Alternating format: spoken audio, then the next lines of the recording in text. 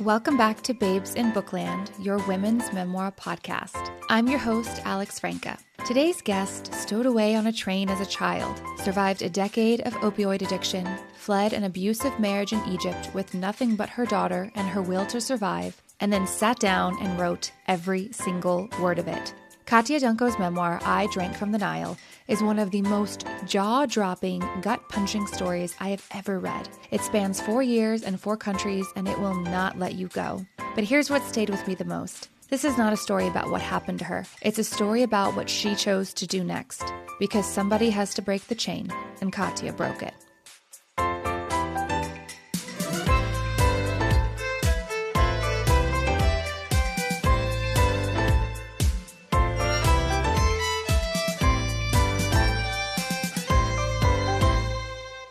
Hello, Katya. Thank you for coming on the show. Alex, thank you. It's so awesome to be here. I found your memoir so compelling, with many moments that left my heart broken and my jaw on the floor. You don't shy away from exposing your darkest thoughts and experiences, and you take accountability for so much. But I think your memoir is also your journey of realizing that you were attempting to carry many weights that weren't yours to bear. The weight of you trying to prove your worth to people who should have been proving theirs to you, the weight of an extremely traumatic childhood without the tools to process what had happened to you and that it wasn't your fault, the weight of a toxic relationship with strength and a damaging idea of what it means to be strong in this world, the weight of love, wanting it, deserving it, but not feeling like you deserve it. Ultimately, you learn that your worth can't be found in others, that loving yourself is the most important love, that recognizing and accepting that horrible, traumatic things happen to you doesn't mean that you are weak, but is actually a sign of strength and the first step towards healing and resilience. And through your memoir, we're reminded of all of this too. Thank you so much for sharing your story with us. It was very moving, and I'm so excited to talk with you about it today. Me too. Thank you. That was a really good analysis of it. You hit it right on the spot. So my message is conveyed. So thank you for that too. Yeah. Okay. So before we get into the meat of the memoir, I'd love to talk about your process. You let us in on it a little bit. You said that it took you 7 years to write this memoir. Did you ever think about writing it as a fictionalized novel at any point? Kind of hiding behind your story instead of, fully exposing yourself? And let's just, for our listeners, you got married. He's hmm an Egyptian, hmm and you left Egypt with your daughter without hmm his permission. And that's Correct. what you were talking about, the guilt and the trouble. And we'll get Yes. in more into that, but just so people are on the same page with us. Yeah.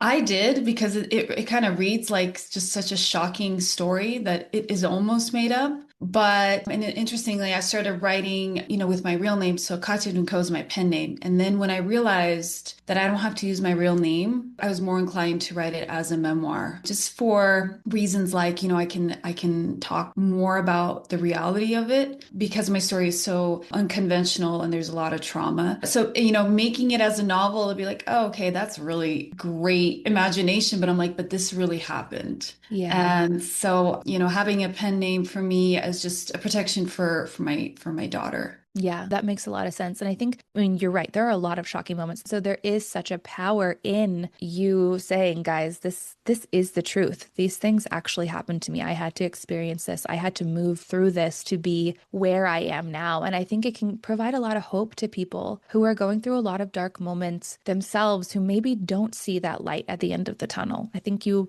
provide that light for them. Yeah, and I mean, I'm nobody special, and there's so many crazy and painful stories out there, realities that people live through. And so, I would kind of do everybody else a dishonor if I didn't say that this is real. A lot of people do shy from their traumatic past. And, when I was spoken to a few of them, their stories are insane. I was like, you need to write a book. And so just by me showing that it's okay that if you have this bad past, that doesn't mean you're a terrible person. And I think a lot of people I can't generalize everyone, but there are a few that would be like, oh, wow, I can't tell you where I came from because then you'll think, she's messed up or she's, Yeah. So that's where I was at. And choosing to write it as a memoir felt right that I'm honoring the people that are going through a lot of bad stuff, that it's, you can't talk about it. It's okay. Here, I wrote a whole book about it. Yeah, yeah. I think that there's a lot of like internalizing, especially internalizing shame.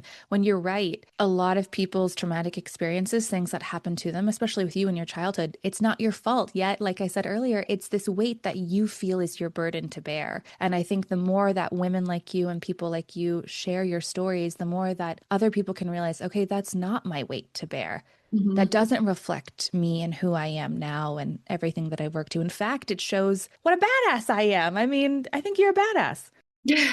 Yeah, and I think, we all love a strong person, but we don't really understand what made them a strong person. We don't we'll compliment the hero or we'll praise the hero, but the hero went through a lot of stuff to become their own hero, right? Yeah, writing it was 7 years, like you said, and there was a lot of points that I kind of wrote at the end just because when I write, I had to put on that hat again, and I had to like just it was a form of going back in time and just feeling everything, sight, smells, and I would be so in that lane that when it came time to be like, oh, I have to make dinner, and my reality was just still in the past. It was so hard to switch between the two because you have to relive it to tell it honestly.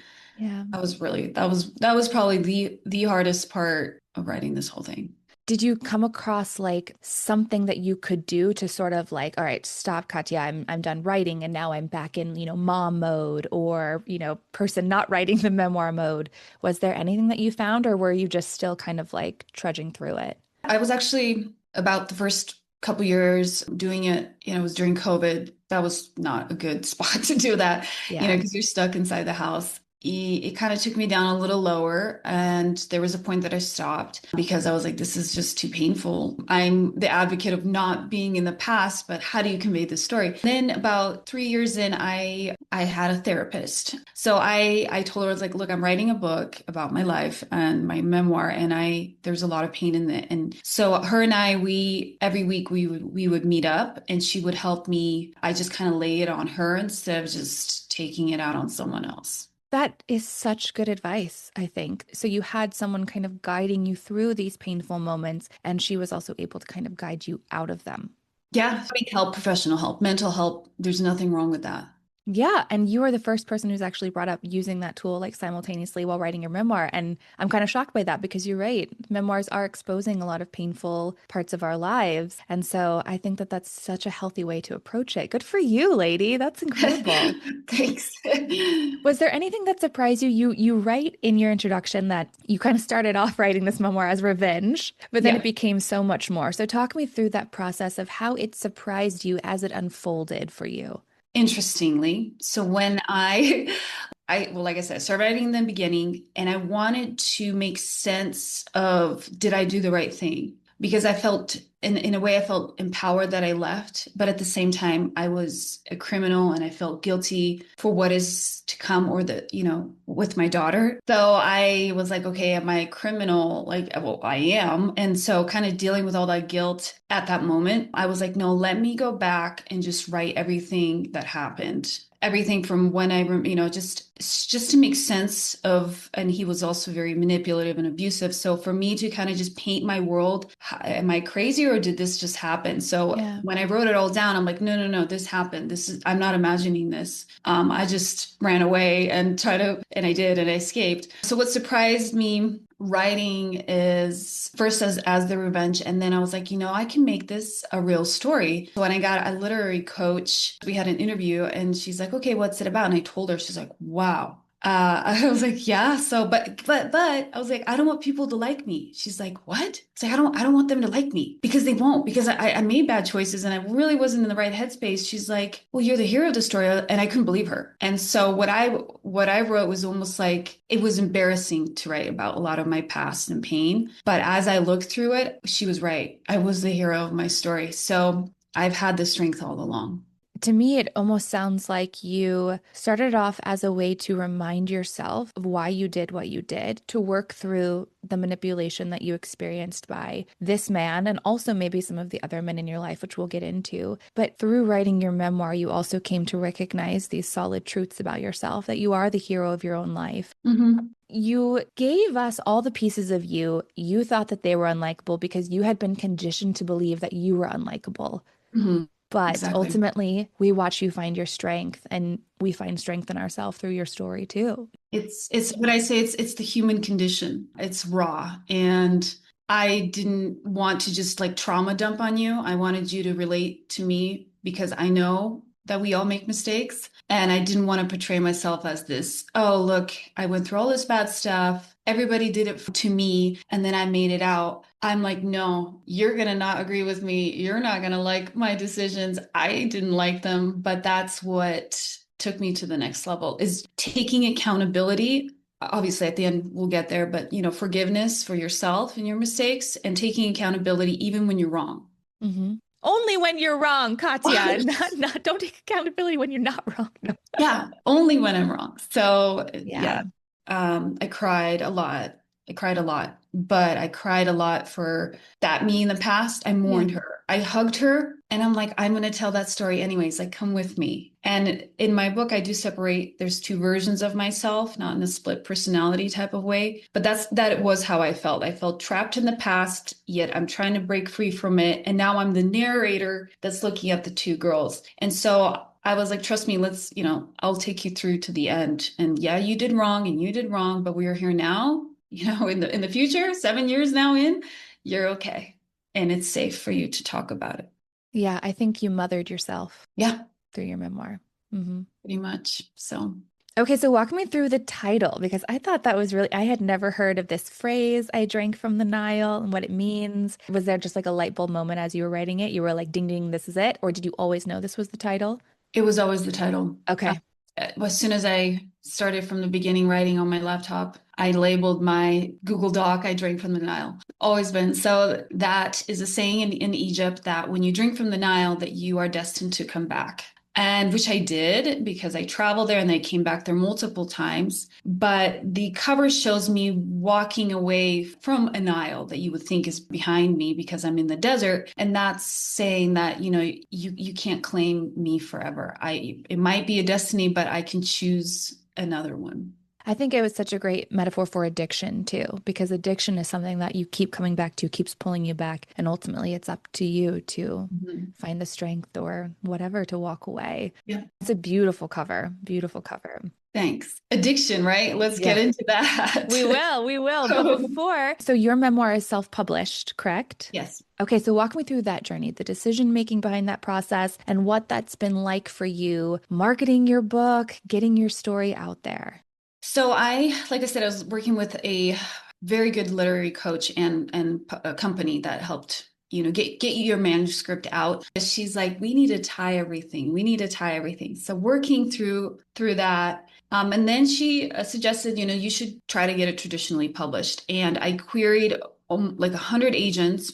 I think it was like almost a year, and I got no's. But even that I got a reply was really nice. Hmm. And when you're querying agents, it's a process. It's wait 3 weeks. You don't even know if they're going to write back, but a lot of them wrote back to me. And they're just like, it's a powerful story, but that's not what I'm looking for right now. And then I just kind of got tired of waiting around, and I was like, I just want if it changes somebody's lives, I want to get it out there. I just need to close this and focus on getting the story out there. Hmm. I learned a lot myself. The formatting, I did it myself. I went to places like Upwork and things to have it copy edited. So I went through a lot of editing processes. And eventually, right now, what I'm doing, Instagram, my readers here, I do some Google and Amazon ads. And then I approach the Barnes and Nobles here in Reno, Nevada, where I'm from. And I'm actually have a book signing in March. Oh my gosh, congratulations. Good for you. Yeah, so I just doing it myself. And Yeah. I feel like it's my baby and I'll carry it through. And the story I think will sell itself. And I'm not in it to make money. Really, it's not what my goal is. I've put so much more money into it than I think I'll ever get back. Yeah. But it's something that I'm honoring what my goals were with it and just keep pushing it. Yeah, that's incredible. And you maintain a lot of creative control. And just because you get a traditional publisher, that does not mean that your book will even be marketed well or have a lot of success. So maintaining ownership of it and going out there and hustling, I think that's amazing. And I saw recently online that you're donating the proceeds of your book. I mean, you really aren't making any money off of it because right now you're donating the proceeds to. It's the children of heroes in Ukraine. So because my family is still there, I take all the profits and, donate there. It's the way that I give back, and this money is not going to be life-changing to me right now. I would rather give it to somebody that it will change their life. That's amazing. Thanks. Yeah. Okay, well, let's get into your memoir. So tell us about your story. To me, it was very much the phoenix rising from the ashes. Your childhood, you had to grow up really fast. We'll need to read your memoir to get the fuller picture, but just to kind of set up the rest of your journey. So I grew up in a post-Soviet, well, I was born, it was still the Soviet Union, but it fell apart in 91. And, back then we lived in a very poor neighborhood, outskirts of Kiev, the capital. And, as a child, my playground was, the woods. I was very out, I loved to be outdoors. We were poor. There were times my grandma had to steal food. I had like one toy to play with. I remember it was this little bear. My mom was young. She was going to medical school, and I always remember just medical books everywhere. I learned a lot about things I probably shouldn't know just by pictures. She was never really home. My grandmother took care of us. We ate, she fed us, but there was 7 people living in a 500 square foot apartment. It was very small, Soviet blocks, still like that today. And when she went in as like kind of a joke with her friend for this dating kind of interview to send like the VHS tapes abroad, she didn't think she was going to get picked. It was something they did as a joke. And then we get that phone call that this, man from America wants to come meet you. And she didn't remember who this was. She kind of hung up, and I remember the home phone ring again. And it's like, no, he's coming in a month. He wants to meet you. That opportunity kind of my mom took as like, wow, this is our way out of, she wanted more. So he came, they married, and then we immigrated, which we tried a couple of ways. We tried to go through Mexico. That didn't work. I remember we were there for like 3 weeks, just standing in line at the embassy. I was 8. Wow. And then so we were sent back. And so how I left Ukraine was because my father left so early, we couldn't find him to get permission to let me out of the country. So they actually stowed me on a train. Yeah, from Kiev to Poland. I had to hide at the customs control. Wow. Yes, and then we got to Poland, and then we had a flight. My mom had some. So basically, it's interesting how it's like I kind of did the same thing with my daughter. I'm like this generational stuff. I was like, You man, can't outrun it, man. It's no, but I crazy. hope I have a better outcome for that. Yeah. So anyway, so childhood like that. I mean, we came to Alaska, very interesting place for me. It's, I was in a city of 3 million people to a very small town, middle of nowhere. We had a farm, and my mom was always just having into drinking. And so that kind of put a wedge in their relationship. And to this day, I still she's not in the US anymore, but she's still very upset by everything, and I'm part of the problem. So her betrayal, she kind of has always been rubbing off on me. Like it's if I wasn't there, she didn't have to make a better life for me. She wouldn't have made this choice. I was always blamed. I was always blamed for everything that's bad happening, the divorce, the this. So yeah, she's an interesting person. So. And what do you think that you were internalizing as a young child and then later as a young adult about your own worth and your value and your deserving to be loved? Mhm. Because that's what we see play out, I think, in your memoir is Yeah, it's these ways that you were conditioned as a child to believe that you didn't matter and that you were a burden. I always thought that maybe if I work harder, maybe if I just keep my mouth shut, maybe if I, clean up her room, put her stuff away, maybe she won't drink that night. Maybe if I have straight A's, which I did, maybe she'll, feel happy about that. So I was always trying to be seen, like please her, like, hey, what, and quiet. Never I was allowed to speak up just because I didn't want to stir it. And so I think I wanted someone to recognize me for who I am because my mom was growing up. She's young, right? So I've processed this, and she's growing up, but then she forgot that I was also growing up, and so I kind of became that parental role or her sister to her. She'd come for advice, and so I kind of have to be like, okay, what advice can I give? And so yeah, I kind of that's what I learned is that I had to earn my love Yeah. in actions and through not stating what my needs are. Yeah. And that if you weren't receiving love, that it was your fault It's my and your fault. problem to fix. Yep. And at a certain point, it seemed like she almost started to view you as a competition. You write about being beat up by her hmm because her boyfriend at the time was paying more attention to you, hmm covering your bruises with makeup. And you had no one in your community, no teachers, no one ever come to you and say, Katya, are you okay? Is something happening at home? I had a friend ask because then I started living. Well, I didn't live with my mom on and off, like from 14, 15, 16. She left when I was 17. We kind of lived on and off. I would live with friends, but I loved my mom. So this is not from a trauma. This is kind of like I realized the Katarina in me. I'm very loyal. I would love you even for your wrongs, but there's people that abuse that. And I'm saying with anyone, like they will abuse you for your good qualities. And that also means a parent because a parent knows you more, right? Yeah. And so I didn't want to rat her out because I loved her. Yeah. It's my mom. I still could see her pain in it. Yeah. And I believe that the world outside of her drinking and her whatever drug use or pill use, there's this good person inside. I always believed because there's no way I believed like, well, then if you're bad, that means I'm really bad. And I think Mm. I didn't want to believe that. I come from such a horrible mom, and I always saw her trying, but she always fell victim. She didn't have that strength to just be like, okay, this happened to me, but I don't need it to be my narrative. Yeah. So maybe it's my Ukrainian or my upbringing where we are required to honor and love our parents. There's probably a big influence on that. Hmm. I think I put that in the beginning in my book saying like we in my culture we don't talk bad about our parents because that's a reflection of who you are. But I'm like I had to let that belief go Yeah. because I kind of just tested it. And she's a great woman in a lot of ways. I think she just didn't know how to deal with pain. And that's something that you either do, you try, you do, or and she didn't try or do. So but I didn't, I try. I mean, there were times, and there's so much, I can't write in my one memoir, but I learned to drive when I was 14 because my mom would be at some bars and I had to pick her up. So I learned to find her in her friend's house. I learned to drive a car and take mom home because we have my sister coming tomorrow in the custody. So if there was moments that if I wasn't there, my sister would be taken from her. Right. She was just gone. Drugs, alcohol. And so I knew that this was wrong.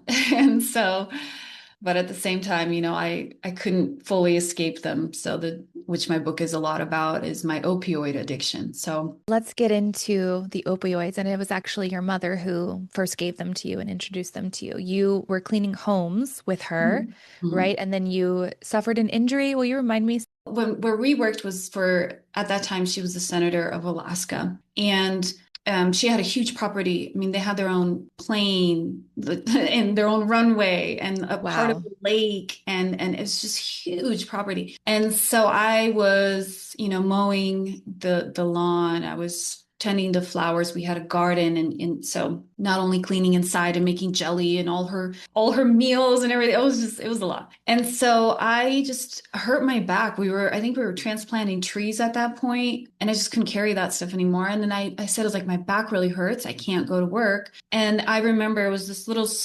half Vicodin sliver. She's like, here, this will help you, which it did.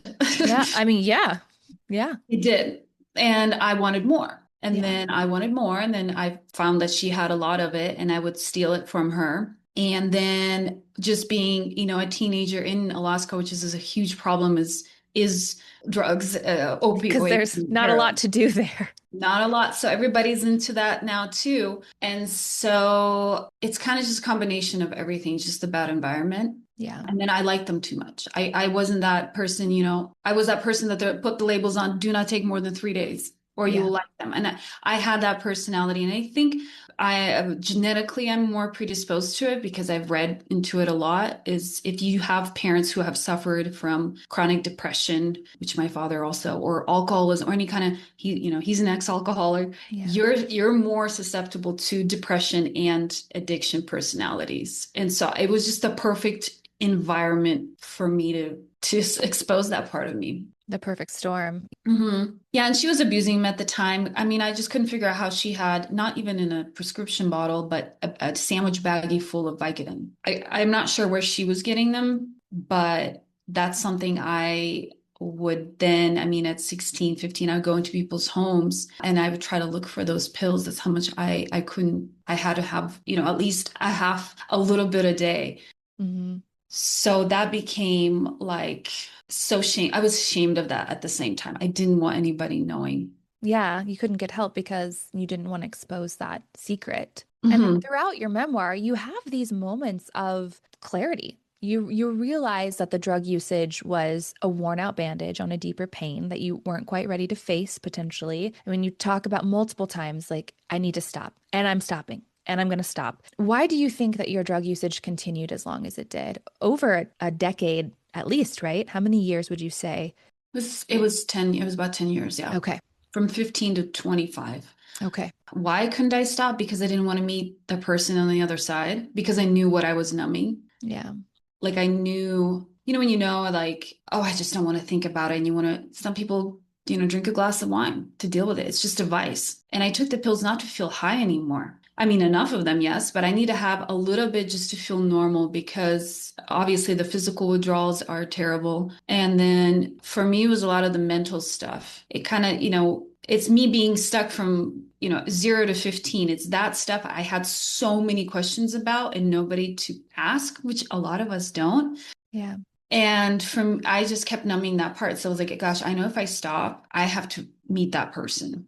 And Hmm. I wasn't ready to meet her at that point. Yeah. Yeah. You do actually do a really great job of describing the physical effects, putting us in your shoes and letting us experience that like need, that ache for you to get to balance, get to zero. It's like every day you started in the negative and you needed the opioids to Mhm. get to zero so that you could handle some of the questionable decisions that you were making, which, Yeah. you talk about and we're Mhm. about to get into. But then at a certain point in your memoir, you do decide to quit cold turkey, which is absolutely insane because in theory, you could have died from the withdrawals, right? But at Yeah. a certain point, you just were like, I'm done. It's enough. Talk to me about that moment. The decision I made very high, very in a very happy place. At that time, I kind of leaned in stronger to my faith, and I had this bargain with God that if I got the second chance, if I finally, I drank from the Nile, I'm coming back to Egypt with then I didn't know, but will be my husband. I was like, okay, let me do it the right way. So because last time I came here, I was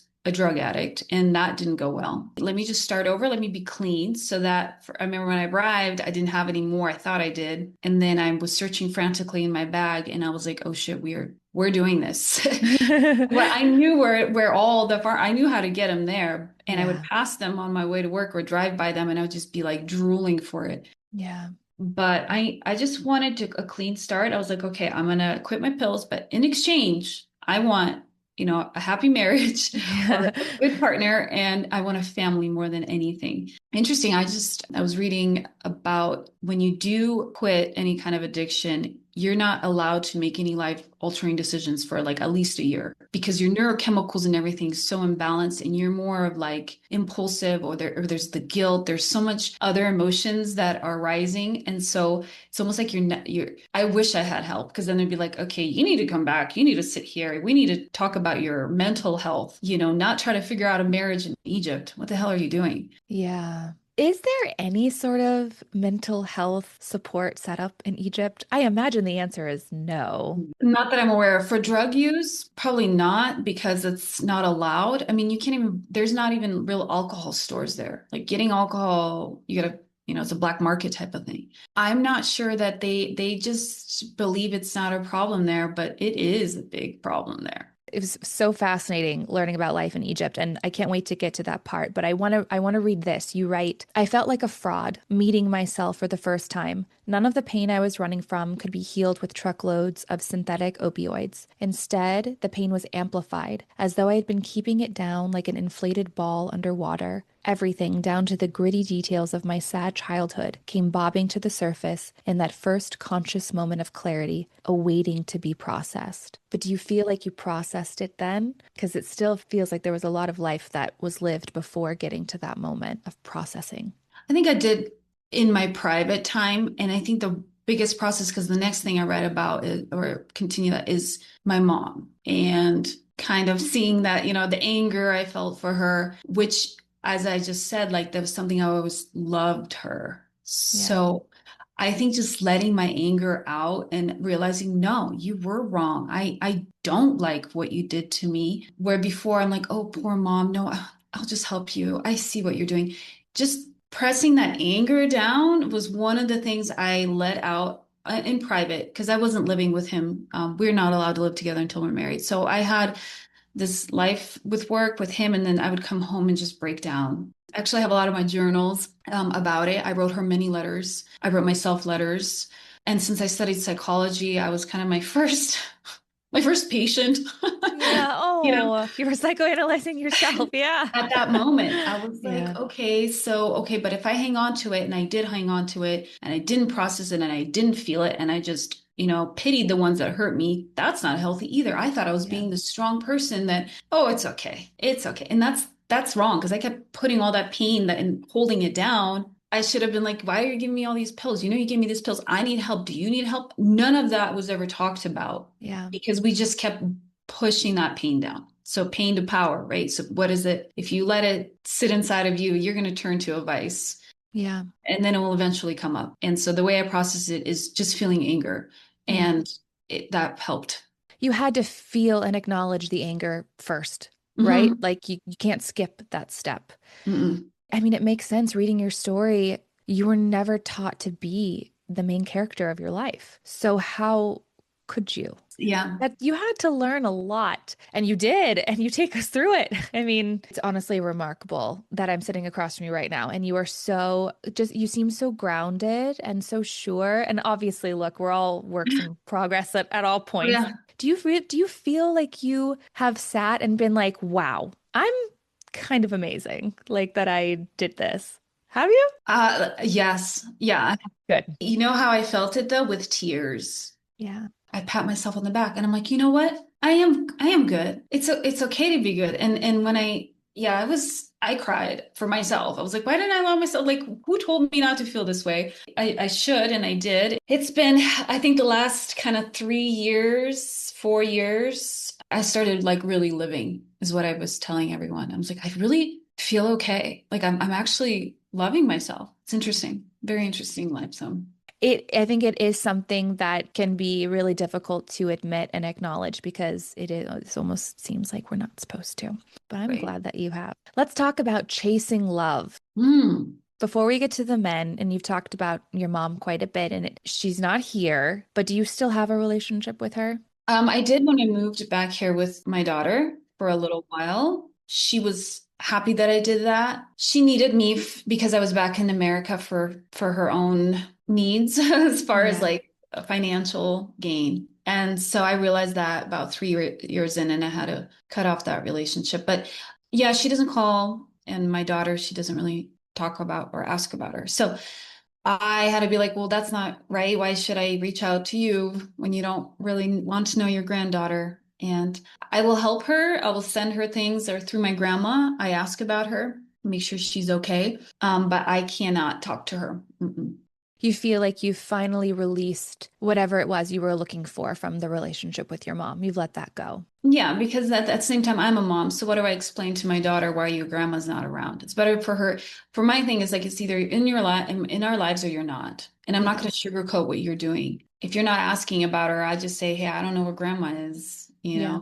I don't want to. I don't want her to keep breaking my heart, keep breaking it, and then my daughter's heart. So. I get that. Okay, well, let's talk about these three men that you bring up. You write this. I thought I was wise beyond my years, but every man I met treated me like a child. Life had taught me a lot, yet I constantly failed to apply that wisdom. I know that I was doing wrong by getting into pointless romances, aimlessly roaming the world, and putting drugs in my body, but I kept running from myself.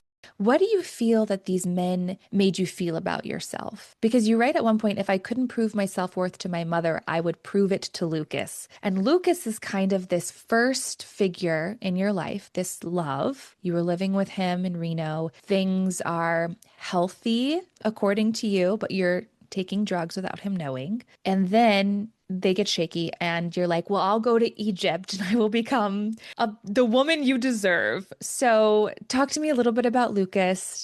Obviously, like I said, our listeners need to just buy your book because you go into it in such great depth, but, just give them a taste for now. So he was always my role model in this most stable man that I have seen in my life up to that point. I felt like he was an entrepreneur. We met on campus. He was older than me, 12 years. Very cultured, worldly, not biased. He could talk to anyone about anything. Just such a positive person. And he really is, he still is to this day. Great man. But, I felt like I wasn't good enough because yes, I was doing drugs behind his back and because of my past. And he knew about my mom and my bad relationship. And it's somewhere in my head, I'm thinking like, oh, he thinks I'm like her. Mm, Yeah. So I wanted to please him because I wanted to be his equal. I just thought he was like the greatest person I've ever met. And so there's always this part of me that like, well, I never stopped to think like, well, if he picked me, so maybe I'm good in some ways. No, there was constantly I wanted to be better for him, but I knew I was flawed. And so being flawed, I thought if I told him that I felt he wouldn't love me. mm, There's so many other women out there, and he was he was a very wanted person, so I almost had to kind of, not that I who I was fully was a lie to him, but definitely my drug and what's in my head, I couldn't tell him. I wanted to be like, hey, listen, I've never told anybody this, but like I take pills and I don't think it's good. And so a lot of our fights would happen because I was coming down off of pills. yeah. And I was just rude, always just taking it too far because all Yeah. I'm thinking about right now is like, I'm going to, my heart's racing, I'm sweating, I'm shaking. I just need my fix. And I had no idea when I'm going to get it. And you're in the way right now. It almost felt like you were playing a role, which you talk about kind of creating Katya as a role, but Hmm. but playing at who you thought Lucas would find the perfect person to be. You were afraid to expose all the things that you had internalized as things that were wrong with you, when really through your journey you realized that, it wasn't your fault. It was just a really interesting way to read about how if we don't acknowledge our pain, how it will seep out and destroy things in our life that we do so desperately want to be good in our life. And so you have to go through the work and you have to go through the journey. There were times where I was like, Lucas, you need to be communicating with this woman a lot more. And like, he did seem to bail you out when you Yeah. needed him to. But Yeah. then there were times where I was like, as someone who at this point was really like on your side rooting for you, I was like, no, no, I don't think he's as good for you as you think he is for you. Yeah. And then eventually, yeah, I've discovered that too. And then my editor, she's just like, gosh, you have this such like a, romance book type of love, like fairy tale love towards him. She's like, take this out. I was like, but that's how I feel. She's like, Yeah. why? He hasn't been that for you. I was like, because I like, again, I see the good in people. Yeah. But I'm afraid to show you. Your whole self. Yeah. Yeah, Yeah. yeah. No, I'm glad you kept that in. I think that it's important for us when we see stories like that where it makes us reflect and be like, how have we idealized, romanticized this person, put them on a pedestal when no one deserves to be put on a pedestal above us? Yeah. Really, in a partnership, they should be your equal. You should be free to expose all of the quote unquote damaged parts of Yeah. yourself, and they should be free to do that to them too. Hmm. It just wasn't a relationship that was destined to work at that point. Exactly. Talk to me about this moment where you decide, of all places, that Egypt is the place where you're going to go to prove your worth to Lucas. We traveled there during the revolution. So we actually stood out in the streets of Tahrir Square protesting in 2012, December, early December. It was one of their biggest uprisings, and they overthrew Mubarak. Anyways, what a wild time to be there. And so we got some this Egyptian hot blood flowing through us, and he was like, God, this is such an amazing place where people are fighting for their rights and women, restricted, and there's just the youth is rising up. We loved Egypt as tourists. We did because we kind of when we went in, we blended in with the local stuff. We were very good at doing that. And so I thought, how do I prove that I'm capable and worthy and worldly? I was like, well, if I just go to Egypt, because that was one of the places we both liked. Yeah. It was such an impulsive choice looking back now. Not when it was happening. For me, it was so real because both of us are very worldly, this wanderlust people, and he still is very connected with all kind of world problems and everything. When I made that choice, it doesn't really make sense for anyone that's kind of here, in their city and like this is your next step. We saw our life and the way that it can go on a world scale because he moved to Ukraine and he moved to Turkey. And so I was like, okay, well, I'm just gonna, and to him, like, if I say this to anybody right now, I was like, hey, I'm gonna move to Egypt and figure things out on my own. They'd be like, okay, you're crazy. So the context is we are very wanderlust kind of globalists. It made sense for you It made sense too. for me. But then when you get there, how quickly were you like, oh no? I mean, you talk about the sexual harassment. At one point, you quote the statistic that 98% of females have experienced a form of harassment in public. Mhm, You write the male population was thinking that it was your fault for mhm, attracting attention. mhm. That's living dangerously every single moment. And on top of that, you were also trying to get these pills at these pharmacies. I mean, this was wild. This was wild to read. While to rewrite it Yeah, it should. too. So when I realized like, okay, this could be really bad was kind of a weekend, and I realized I'm not with a man because that last time I traveled, I was with him. Yeah. So when he's by my side. They just, oh, welcome to Egypt. Nobody says anything. But then I was alone and it got more hostile. And then it just clicked. I was like, no, well, duh, we know that there, women that are harassed here and we've seen it and then I was like, damn, I didn't think it through, Yeah.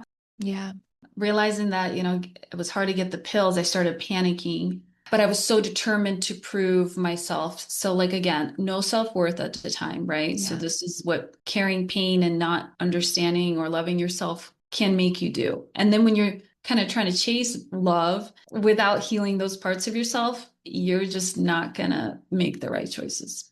That's Yeah. what basically I'm trying to convey, but I'm doing it at a very extreme, which is real Egypt setting. But it could Yeah. happen, next town over. And so at a certain point, you meet some men in Egypt. And at first, they seem like they're the answer to some sort of prayer. And things quickly turn south, specifically with Rami. Yeah. And that was a really scary situation to read about you being in. Mhm. I feel like you were literally fleeing for your life from that relationship. Yeah, it was scary. I mean, I thought I thought he was going to hurt me beyond what he already has done, Yeah, yeah. with the sexual abuse and things. And I was under a lot of drugs too. I mean, GHB, I was doing, cocaine. Do you know what GHB is? Mm-mm. So it's the date rape drug. Oh, okay. Okay. So GHB was what he was giving me. Yeah. Like I explained it, it feels like you're just very drunk and just loopy. And then all of a sudden you'll go into REM sleep, but you have no memory of sleep or like an hour or What two happened to you? leading up to that point. Yeah. You could be fully aware, awake, but a lot of the times this is what they give when it's a date rape drug. You're taking us through you hitting rock bottom, but also getting involved with a lot of toxic people. The toxic people dragging you down, but also not feeling like you were able to break free. But then you meet Amir. Mhm. At the beginning, I was like, this is not going to be your husband because I knew, your story where it's like you had to flee your abusive husband. And I was like, oh, this guy seems great at the beginning. So because of Rami's abuse towards me, I had to hide in this, and really I need to get out of this country because it was bad. And so during the time when I was kind of looking or staying low, waiting for Lucas to respond, hear back from the States saying, I told him, like, I need a ticket. Can we rekindle? Please, I was wrong. There's just I said everything but my addiction. I Yeah. told him everything but that. So when I met Amir, he helped me with some paperwork and my visa was expired. So I learned to trust him and I haven't learned to trust any Egyptian person really ever since, or the whole Yeah. time. So he was like a breath of fresh air, but right at the end of my journey there, he was my hero more than once throughout the book. And that's Yeah. where I fell in love with him. I was like, okay, well, this man has been with me through everything. He knows a lot about me and he's still choosing me, unlike Lucas, who has, only wants me to be strong and worldly and appreciative and Yeah. but fails to see the broken parts. So eventually I chose Amir over Lucas and, try to build a life with him. You smartly say, let's get married in Ukraine, because Hmm. you're right. I didn't trust the Egyptian system where faith and law were so tangled together. Hmm. And the ultimate goal for both of you, Hmm. so you thought, was to go to America and raise your family there and become Hmm. Americans. Do you Hmm. think Amir was ever actually interested in that? I think he was. I think he was. But when I fell pregnant, he probably realized, like, wow, she needs to be brought up as a Muslim. And how do I, and she needs to be brought up with my values. Like, yeah, I think after learning, because I got pregnant a month into our marriage. And so it hit him really hard. But I think maybe there was like cultural influence. Like, how could you just take your Muslim born child out of Egypt? You're here with us. This is your family. And I didn't have a family that would be like, no, you come live with us. Or so I think that started putting a wedge in him. The true colors started showing, as in like you can take somebody out of their country, but you can't take the country out of them. Pretty much that's what was happening. He's kind of, the circles around him was probably saying like, oh, she will settle down. She's going to have the baby. She'll accept. She'll be focused only on the child. Everything's going to be fine. And I wasn't focused on that. I was like, we need to get out of this country. 100, like now. You were very strong-willed, which was not the culture. Mhm. And what was interesting to me was that seemed to be what excited him about you Yeah, until right. all of a sudden it was a problem. Until it came, we can talk about all this stuff and like, but when it comes time to actually play those cards, Yeah. he was like, whoa, whoa, whoa, we're moving. I'm like, yeah, we're moving right now. We're moving. Like, let's start. I'll Yeah. do whatever it takes. It's like, oh, okay. No, no, no, no, no, no, no. Wait a minute. I'm telling you, I mean, reading it is crazy. Living it was crazier. And then writing it was like, what the heck?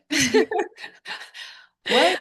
I can only imagine. I was like, Katya, what were you thinking? And I was like, no, I got to put that in there because that's what I was thinking. Yeah, totally. You would have done yourself a disservice. And I mean, it was so great for us to experience the whole magnitude of your own confusion play out as you were attempting to navigate all of it, Hmm. because it just makes you so human and it makes you so relatable. You never pretended to have it all figured out. That was what you were searching for.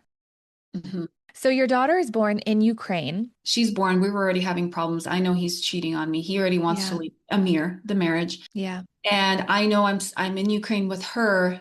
And because we're still married and under Ukrainian laws, we had to abide by Ukrainian laws. I would have to have his permission to even leave the country with her. you talked about that with your father. They couldn't find him, and so you had to stow away. Yeah, you have to have the father's permission. So I was like, I had to keep my head on my shoulder because I needed him to come back and sign some documents. So Yeah. to pass my citizenship to her, I needed him to come back out to Ukraine to even do all of that. So because we were married and his name was on the birth certificate for her, I mean, I could have left, but I can't leave with her.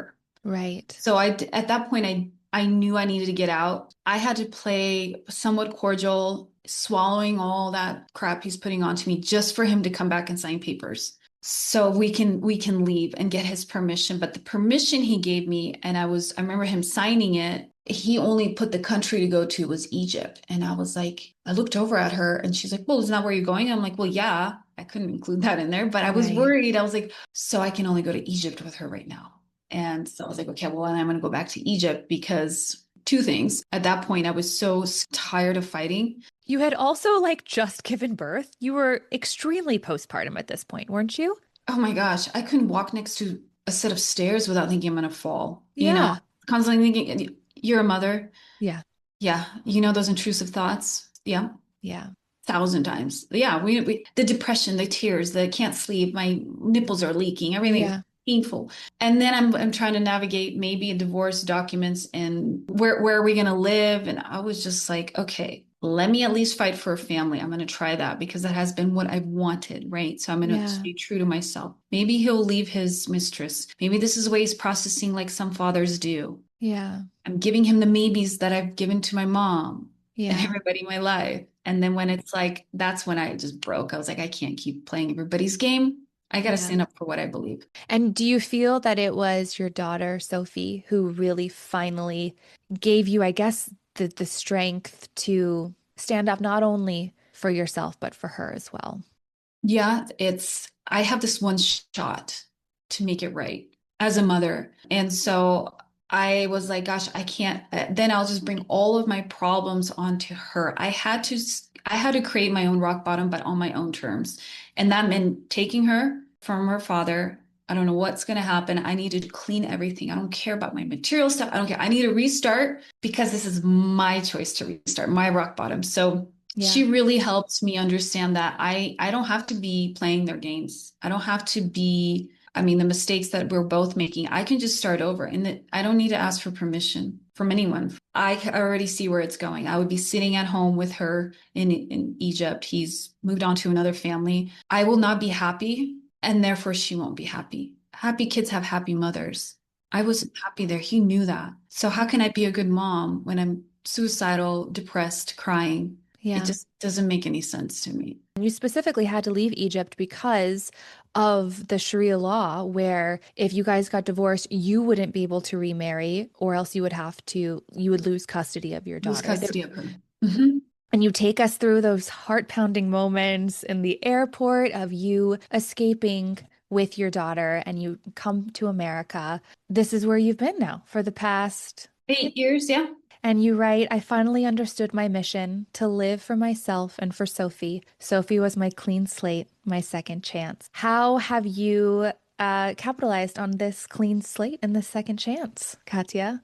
Well, wrote it all down. I have started kind of back on my career path of, in medicine. So I'm doing nursing school. I had to get on my feet, but getting on your feet with this baggage is also very careful. I'm sober still to this day. I got remarried 2 years ago. Awesome. Yeah. And so we're building, our family or our life with her. He's a great father to her. Who am I now? I'm still ambitious. I'm realizing that, it's okay to start over in your 30s. That blank slate. She came as this pure being into this crazy world we live in today for, with whatever is going on. But Yeah. it's my responsibility. She's my family now. And that's because if I raise her in a healthy way, then she'll raise her children in a healthy way. This is a generational trauma and pain that I'm talking about. Yeah. Through her, I'm healing my own childhood. I do things with her that my mother never did with me. We're having, great time together. Are you still in therapy, or is it something that you kind of have popped in and out of? Stopped. I went through a lot of therapists here in town. They're tired of me. Kidding. You know which one really helped? And this is in my early time of writing. There's a therapy called narrative therapy. Mm, It's basically you tell them your life story and they help you rewrite it. It's kind of restructuring what you think about what your life was. And so where I used to take it as I'm full of pain and trauma, I now see it as resilience and strength and beating the odds. It's how you see it. Yeah, how you frame it. So when I used to see it as like, oh, my mom and we're all this and that and this and that, that doesn't help the cause. And I didn't choose that, but it is my choice to break that. That's my responsibility to not let it hurt me. yeah. I'm so appreciative that you bring it up because I think it is a really powerful therapeutic tool that not a lot of people know about. Hurt people hurt people. It's like somebody has to break that chain. And I think at the end of, and the epilogue is what I mentioned that, pain is this virus that we can't escape from. It affects all of us, but it's what you do with it. You can either let it destroy you. We can dwell in it. We can cry about it. We can channel it in any way we want. But I think the most important thing is just to not pass it on to someone. Yeah, I think you do have to acknowledge it and move through it in the way that works for you too. Because I think a lot of people think that putting pain on the back burner means it goes away. No, it doesn't. And No. that's also what your memoir shows too, is like Mhm. you tried that. You tried to numb it. You tried to ignore it, but you did so much work to get yourself to this place. You did it. You made all those choices for yourself. I had to stop blaming, even though there are people to blame. But if I just kept blaming someone, that doesn't take accountability for what pain is. It's my responsibility to do that. If you're the mother or the father or the person that does deal with that pain, whether it's yours to begin with or not, and we know it's not yours. We know the trauma. You didn't choose that. Yeah. Nobody chooses their pain. You can be that better person in this world. You can be the better mom, dad, grandma, auntie, brother, sister. I want my book to encourage women to, or even I actually have a few men that read it. I think we sometimes forget that we have the power to rewrite our story. And what helped me through my insane life, and there's so many insane lives, is just, whether it's faith driven or just the fact that you're alive on this planet, you got to love life and the experience more than the pain and the trauma and the bad experiences that happened to you.